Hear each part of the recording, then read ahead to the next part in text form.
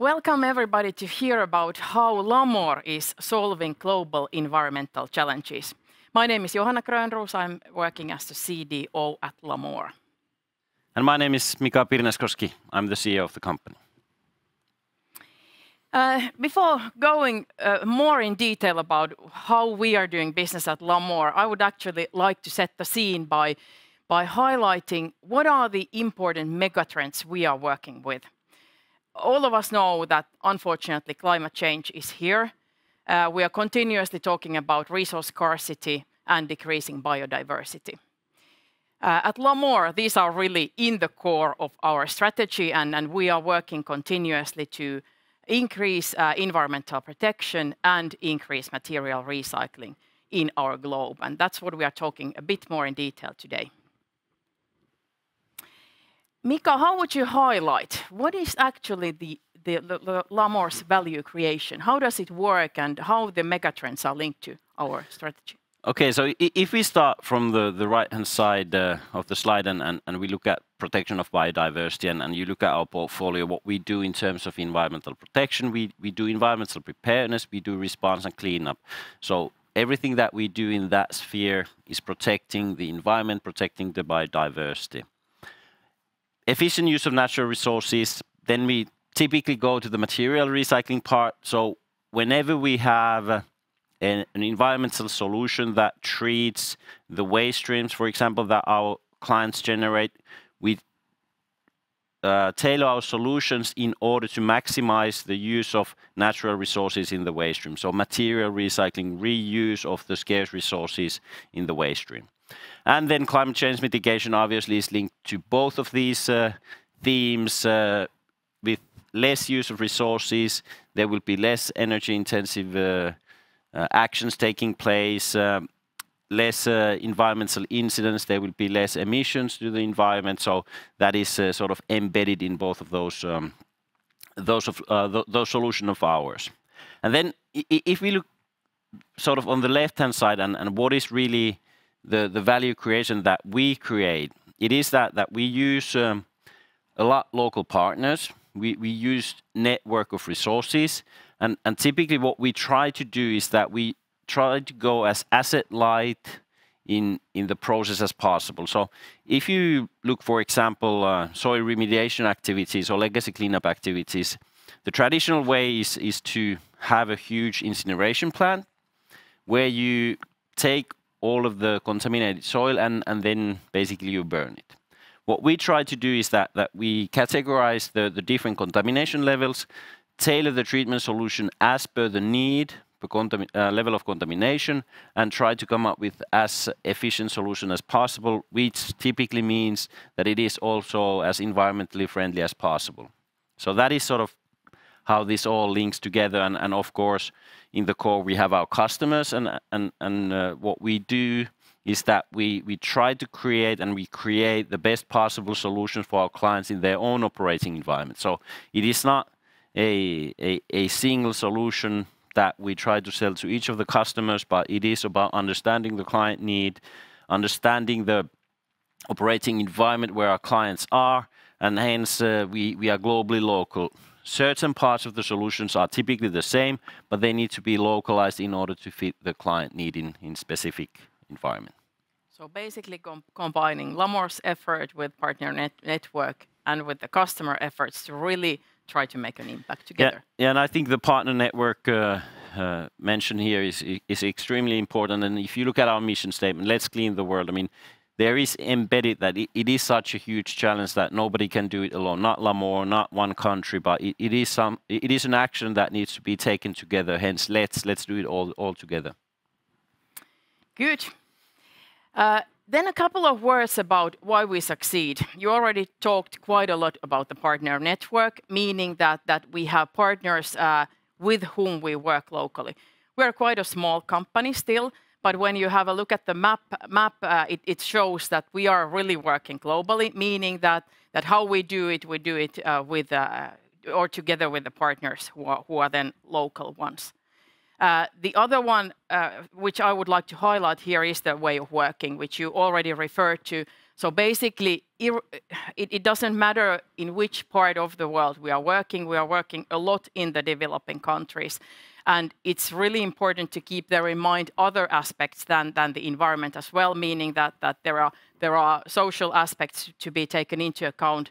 And that's why we promote the Lamor way of working, meaning that we do things similarly, irrespective where we are working. So that's something that promotes as well the sustainable agenda.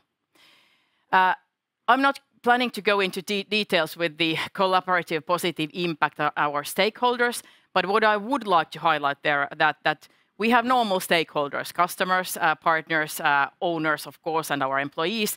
But what I would like to highlight there is the youth and society. So we do things to protect biodiversity and create positive impact. So the earth and society is really an important stakeholder for us as well. Then our strategy Vision 25, which we launched in November last year, updated strategy and what we are searching for. How would you, Mika, highlight what is in this strategy that really supports the sustainable business models? So if we look in the middle and look at the sort of value proposition, the brand promise that we have, I mean, we want to be the preferred partner during the journey towards a cleaner tomorrow. So that really highlights that what we want to achieve together with our clients. I mean, if we look at sustainable businesses, sustainable solutions, environmental solutions, in many scenarios, it is a solution that the client doesn't even know that they need. And a lot of the work that we do is proactive. I mean, we need to be able to anticipate the client needs, anticipate the market trends, anticipate the changes in the legislation, and to a certain extent anticipate what is the popular opinion going to be in the future in order for us to be successful from, for example, portfolio management perspective. I mean, if we look at our portfolio today, I mean, it could be that in a few years' time, the composition of revenues is completely different. So we really need to be open-minded about the way we do business, the solutions that we offer within our own portfolio. For example, I mean, if we look at environmental protection, protection of biodiversity, we currently do have a lot of work on soil, a lot of work on water, but what about air emission? That is something that is coming very heavily in places where we haven't seen them yet. Or resource scarcity, the same thing. I mean, chemical recycling, chemical recycling of plastics, we're going to talk about that in more depth. 10 years ago, EU didn't want to hear about chemical recycling. I mean, all the emphasis was on mechanical recycling, which is more efficient in terms of energy usage. But then again, the application for the recycled material is completely different. So the business and our operating environment is changing so fast that what we need to be able to do is really be the preferred partner and build our portfolio, build our solutions to fit the current needs, but also the future needs. What does it mean then in practice? What are we aiming for with this updated strategy? Yeah, I mean, long-term financial targets, we aim to reach 250 million revenue the year following our strategy period, which is ending at 25, so 26 the latest, and adjusted EBIT margin of over 14%. So doing or achieving the strategic targets that we had on the previous slide in terms of new market areas, new significant projects, and a portfolio of chemical recycling plants globally will take us there. Good. Then let's move on a bit more into details and take case examples about how we actually contribute to make business sustainable. Before going into the case studies, I would actually like to, so to say, summarize what we actually achieved in 22, which was quite a transformative year for Lamor.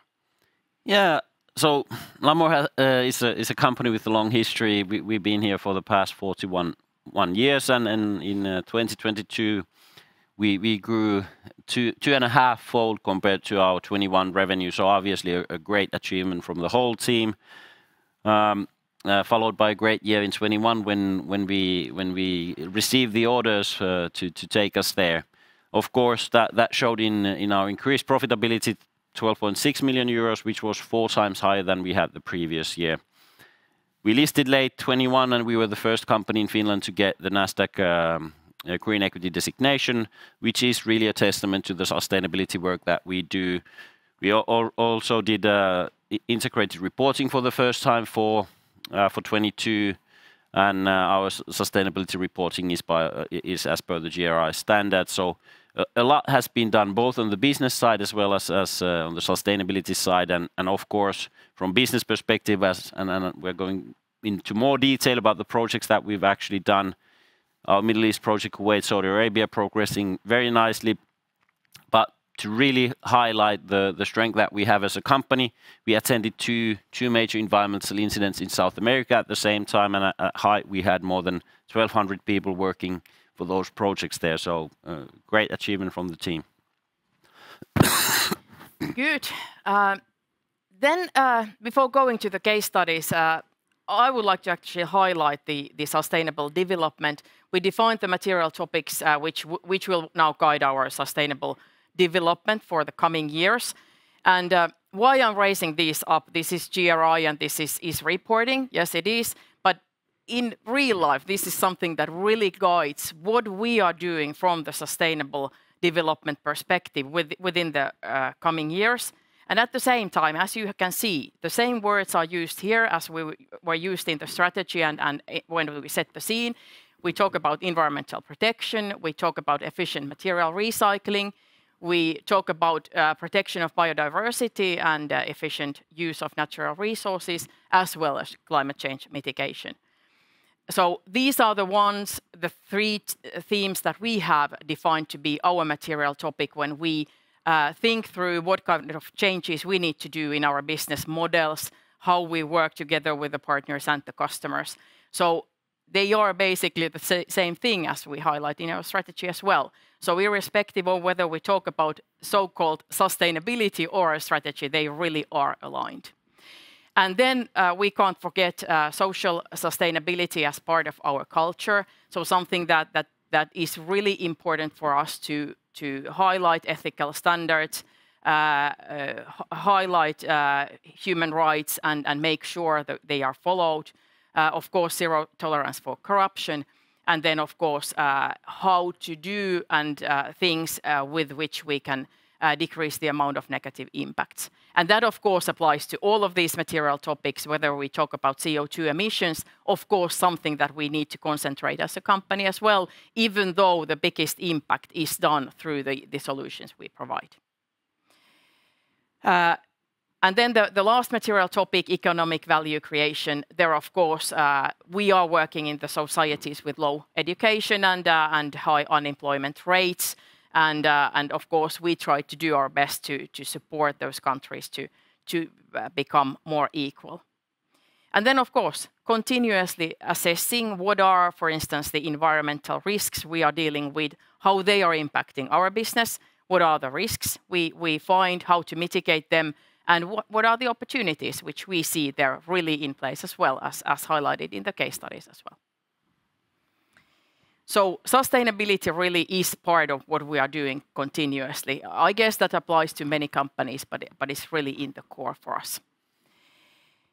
Then the case studies, which I referred to already earlier. So basically, a couple of case studies about what we are really doing currently. The first one from Kuwait. What is ongoing there? So in 2021, we won two projects out of 5, one in north, one in south, which is the maximum that we could win in this tender to clean up a part of the environmental damage that took place during the Gulf War in 1990. So we are cleaning up the biggest man-made oil spill in the history of human civilization. I mean, 114 square kilometers of area contaminated there. We are going to treat somewhere between 5 to 6 million tons of contaminated soil with bioremediation and soil washing technology. So not burning the contamination, but rather using environmentally friendly technologies to clean it up. And as we assessed, compared to using incineration techniques, the CO2 emissions are really like really minor part compared to the incineration technique. So something that we want to promote, as of course, whenever doing these kind of projects. And why clean up the soil? I guess it's good to understand as well that it really creates the biodiversity a possibility to become as it has been. Of course, it's really important to make sure that the groundwater areas won't be polluted. Yeah, and maybe just a few mentions about these cleanup projects and how the locals see it and what seems to be the trend in the area. So one could say that a spill or environmental damage in the desert, it is not very harmful or very significant, but if it reaches the groundwater, it pollutes the very little groundwater that the country has. Or then if we move to the country next door, Iraq, it's been in a war zone more or less for the past 35 years, and the amount of environmental damage there is huge. And it is fresh damage, so all the evaporation, all the emissions from the contamination is actually affecting the health of the people. So that is the trend that we see. It is not so much about, okay, whether we should protect the environment per se. Of course, we want to encourage biodiversity and protection of biodiversity, but it is also protection of human health. Exactly. Then a couple of words about the project in Saudi Arabia. What's up there? So we started this project in H1 2021, and we are building environmental protection capability in the Red Sea area. Some listeners or viewers might remember what happened in Suez Canal during the pandemic when Evergreen Marine's tanker blocked the canal for a few days. And it really caused a hassle in the global supply chain. So if we talk about a huge scale environmental damage in the Red Sea, it is not just that the beaches and the investments in tourism of the Kingdom of Saudi Arabia shall be affected. The whole global supply chain shall be affected. And if let's say that the sea is not available for 2 months and you need to reroute all of the sea routes via South Africa, you can only imagine the amount of increased emission that would have to the global environment. So what we are creating is an environmental protection plan and capabilities to tackle a potential environmental incident in the area as efficiently as possible. Exactly. And I guess the environmental impact is quite evident, so trying to protect both the sea and the coasts in the area. Then the last one, which is as a case example here, is relating to the chemical recycling of plastics. You already referred to that. All of us know that the plastics is the unfortunate pollution creator currently, and really highlighted by the EU as well as a problem. What is our approach to this problem? Our approach is that no plastic should be used only once, and there are a lot of initiatives to ban single-use plastics. But then again, if we look at the requirements from, for example, from the food industry, in order to have industrial-grade hygienic plastic products, you can't use mechanical recycling. You need to have a virgin plastic product to comply with the requirements. So what we want to do is that we want to give those plastic packaging or that plastic packaging waste a new life. So we are contributing towards the circular economy by decreasing the amount of virgin fossil raw material to be used in the petrochemical industry. And of course, really important for us is that the raw material we are producing is really used for creating new plastic products, yeah, and thus increasing the recyclability of the raw material. Good. That was all for us. Thank you, Mika and Johanna. Quite interesting presentation and quite comprehensive. I think that there is only the need to summarize it a bit. It was really interesting. You spoke a bit about the mega trends, climate change, resource scarcity, and we are now already witnessing that, for example, in European Union, also the political willingness is kind of pushing the market environments towards the green transition, and this whole phenomena has been accelerating quite a lot during the I would actually say during the past few years only. How would you describe the impacts on Lamor, the accelerated pace of green transition, and how would you kind of expect it to impact going forward? If we take it first from the positive side, I guess one great example is the chemical recycling of plastics initiative, which of course is heavily supported by the EU regulation, which is changing and highlighting the importance of recycling materials and doing business which supports these initiatives.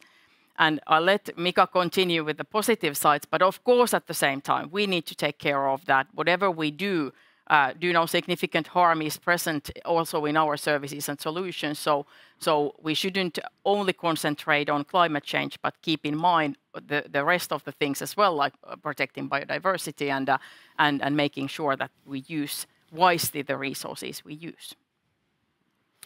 Yeah, and I think if you look at the evolution in a sense that a few years ago it was all about CO2 emission and minimizing the CO2 emissions, and most of our clients were just interested in, okay, I mean, we have an oil and gas field, we don't want methane to go to the sky, so we'll have a flare at our site, and that's about it.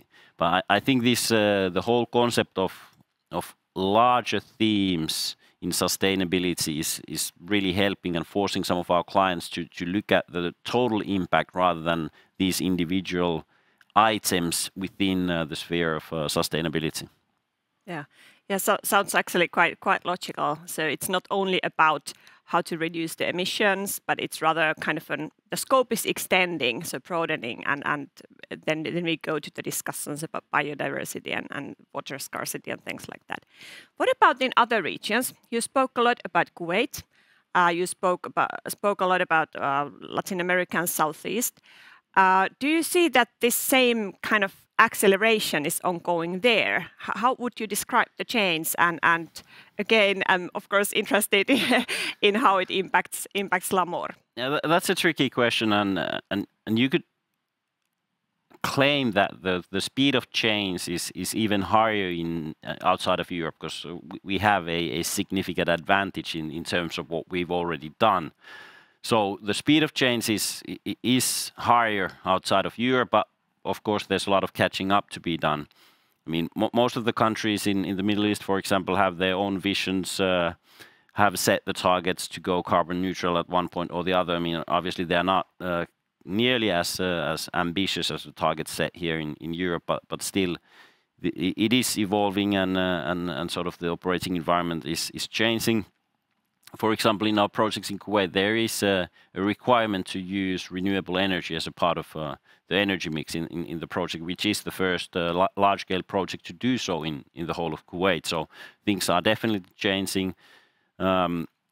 Looking at Saudi Arabia, for example, previously it was Saudi Aramco that was taking care of the national contingency plan. Now there is first, there was a governmental agency to take care of that, but now they've created a platform company to really promote that industry to flourish in the country. Then if we go to South America, there the scene is a little bit different. If we look at it from ESG perspective, I mean, the social awareness has been really strong there. There is legislation, for example, it's not encouraging, I mean, making companies to hire less privileged people, indigenous people as a percentage of their workforce. So these things have been very strong there. Recently, I mean, Ecuador was one of the first countries in the world to require full restoration of drilling sites post-commissioning.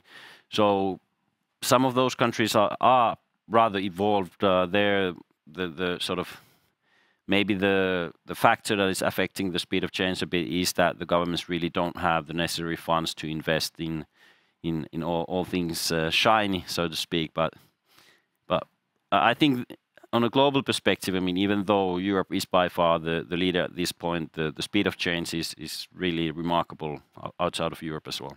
Yeah, and it sounds that there is a lot of things to do to to make the pace accelerating even further. What about if we try to open the curtain a bit? When a Finnish company goes to Southeast or Latin America, it's of course always kind of a large project and some sort of an investment. But how would you describe the cultural changes when it comes to ESG? If we are quite honest, it's of course quite obvious that there are some challenges related to environmental or societal aspects when it comes to the operational side of the projects. So do you see that you are also facing those challenges, and how are you tackling those? Because it's also kind of a huge project to manage all those issues at the field. I would say at least, yes, we are facing the problems and recognize the problems, and then of course we need to have the methods to make sure that everything goes as it should be. I would actually refer back to the Lamor way of working, which highlights the thing that irrespective of where we are actually working, we should follow the same methods, and then of course we need to go through thoroughly with our partners as well what are the ways of working. But of course, it is a topic that we do recognize, and we need to work with the topic continuously because it is a challenge, that is for sure. So basically, it's about sustainable business, so that you benefit from the megatrends and can make a positive impact, and that's the major thing. But at the same time, it's quite of a requirement to take care of the operational issues in case those are faced as well. Yeah, and maybe on a general level, if you look at the three letters E, S, and G, of course G and the governance part, there's a lot of anti-corruption movement ongoing globally, and most governments where we operate have their own code of conduct. They have zero tolerance for any type of corruption. So that is something that is being seen by us anywhere we operate, and that speed of change is really remarkable. Then the social part, as mentioned, South America to a certain extent is quite evolved in this sort of setting. But then when we go to the Middle East, there is a huge cultural difference how things are being perceived. If you talk to an Arab about social issues and for example the use of migrant labor, I mean their point of view is that, okay, we are giving them better working conditions that they would face in their home country. And then sort of the Western view is that, but it's still worse than in the Western countries. And that sort of creates the cultural challenge in some of our environments. And the only way we can do is that we promote our Lamor way of working, the sort of international standards, European standards, among our own personnel and the personnel of our subcontractors. Thank you. It was really nice to have you here, and I wish you good luck on your journey. Thank you.